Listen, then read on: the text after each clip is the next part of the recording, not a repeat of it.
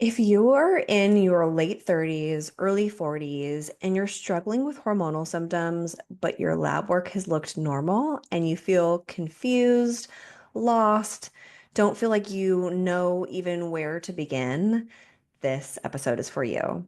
And you are truly not even close to being alone in this situation. It is so common. And that's why I wanted to talk about it today, because this is a very frequent experience that I encounter with patients coming to see me. They have gone to see their doctor because they're not feeling great. Maybe it's some vague symptoms like feeling more tired or gaining weight. Maybe they're feeling more irritable. Their PMS seems to have gotten worse, or maybe their periods are changing. Maybe the cycle length has changed, either shorter or longer, or their period consistency has changed. They're shorter or heavier, more painful, and they feel like something's off. And so they go to see their doctor. They're hoping that they'll get some solutions, that they'll get some sort of answer as to why they're feeling that way.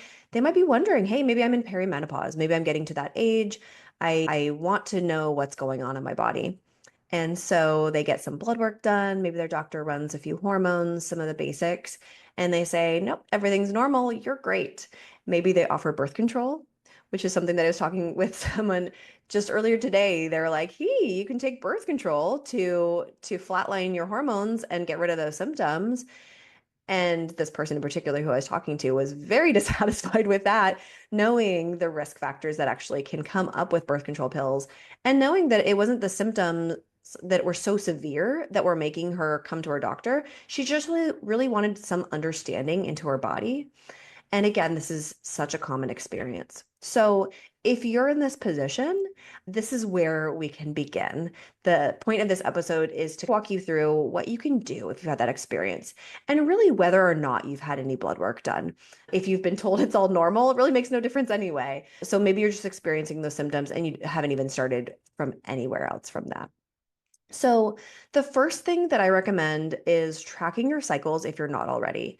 The reason I recommend this so much is because it gives you deeper insight into what's going on to your body. If you see that you're having symptoms in a certain place in your cycle, it empowers you with information to know what that could be from.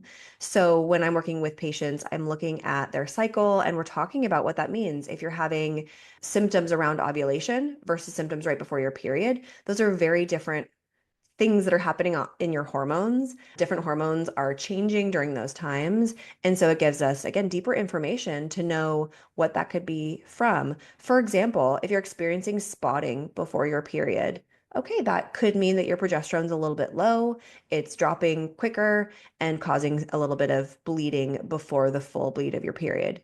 Now, if you're experiencing spotting in the middle of your cycle around ovulation, that actually could mean that your estrogen level was going a little bit higher, and the drop of in estrogen that's happening in the middle of your cycle before you ovulate could be enough to trigger a little bit of bleeding before you ovulate and before your actual period.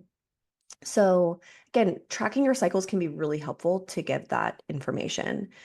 Now, not all apps for tracking cycles are the same. So I do recommend working with one that you feel really confident in. Natural Cycles has been my go-to favorite lately because it's the only FDA approved app for birth control. It's very scientifically driven, very accurate information, and it really pairs easily with something like an Apple Watch or Oura Ring to make temperature tracking very seamless. It's so easy that you don't even have to think about it.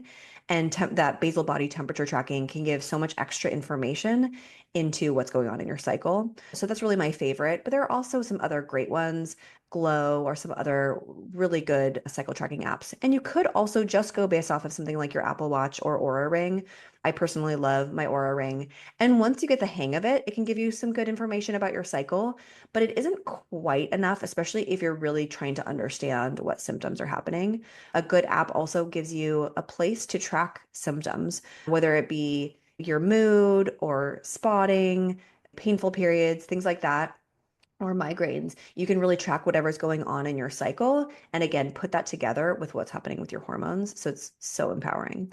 So that's a really good first step. And that allows you to put more focus on your symptoms and really understand, decode what's happening in your body.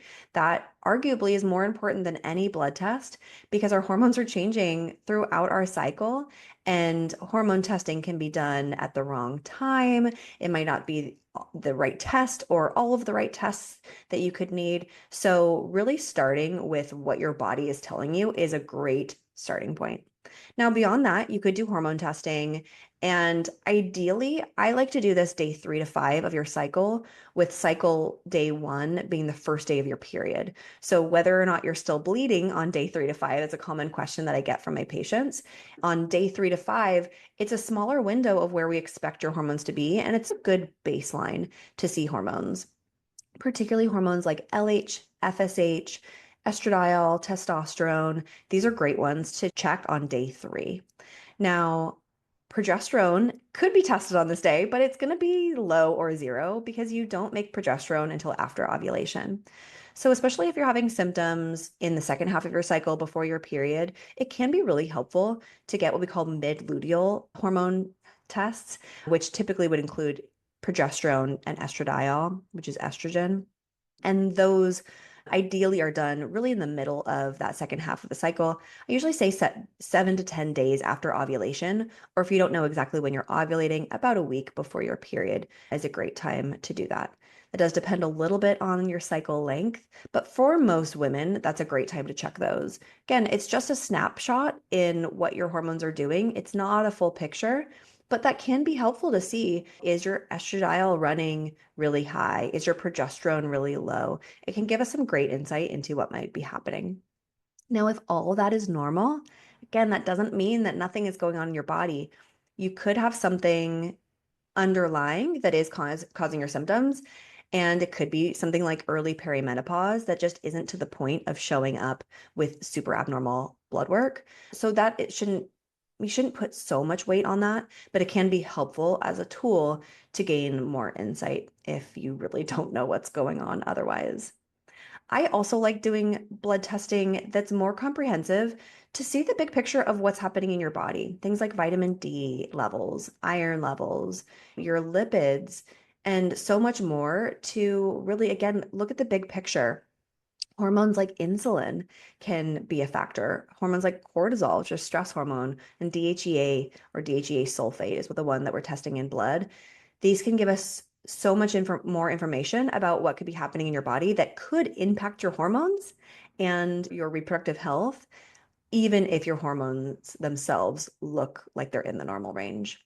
So getting a more broad look, even with tests that can be done at a conventional lab, can be really helpful to give you more information. Now, if all of that is still completely normal and completely in the optimal range, which is a little different distinction than normal because some of the tests have a very broad normal range and they might still not be optimal. Key examples for that are vitamin D levels and thyroid markers can be quote unquote normal, but not actually optimal. So if given all of your markers are in the optimal range, again, it doesn't mean that you're imagining your symptoms and they don't exist, but that's great. Maybe everything is looking normal. You have some different options from there. One is working with a practitioner who really understands women's hormones and how to decipher things and really can give you some holistic support to nourish your body and to deal with symptoms more holistically. You could also go deeper with testing. And as a functional medicine doctor, we're often doing functional testing to go in a little bit deeper to see, okay, how are you detoxing? How are you able to produce energy? How, what are your levels of different micronutrients that really play into your body being able to function at its best? Sometimes that can be really key to look at. And again, it still could be a hormonal issue, but hormones are signalers in our body. They're messengers, and they're going to be a result of what else is happening in your body. If your cells are struggling to perform optimally, then you could end up with a hormone imbalance. So going to the root cause is really a great approach. And that can also still be paired with more symptom relief with things like herbs and supplements, as well as medications when those are necessary. So that's really where I recommend women starting when they're experiencing symptoms. Of course, there's always more that you can do. There are always more supplements and more different things that you can try. But before going into a rabbit hole of being told you have to take this one supplement that's going to be this magic pill, no magic pills exist, before getting caught up in that, really starting with the basics and starting with looking at your unique body and what it's telling you, and then working with someone who can really help guide you in that if you're not able to get the answers on your own. I hope this helps. If you have questions about this or really anything else hormone related, I'd love to hear them. You can email me at info@drmirandanailer.com. You can send me a message on Instagram at Dr. Miranda Naylor. You can write me a comment on YouTube or wherever you are listening to or watching this. Please reach out because I'm happy to support you in determining what the best solution is for you. It's really my passion to support women in better understanding their bodies and their hormonal health. And it's so incredibly important to me. So I'm absolutely happy to help.